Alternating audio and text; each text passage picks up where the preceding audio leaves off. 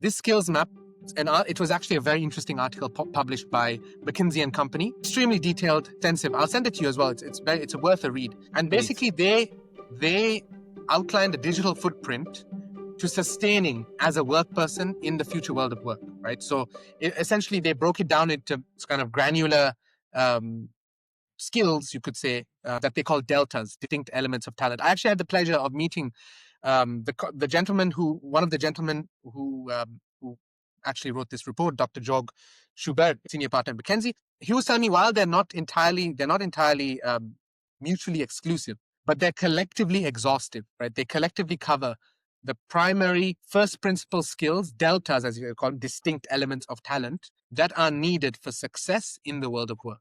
And they were broken down into four broad categories, right? The first one is self-leadership, interpersonal, digital, and cognitive, right? And these four categories, for me, spending so much of time telling students about these categories, trying to convert this research into physical modules or curriculum modules for these students, right? Communication, digital literacy, project-based learning, adaptability. How do you teach these things? You can't teach these things. I learned this very quickly, actually, at Project U.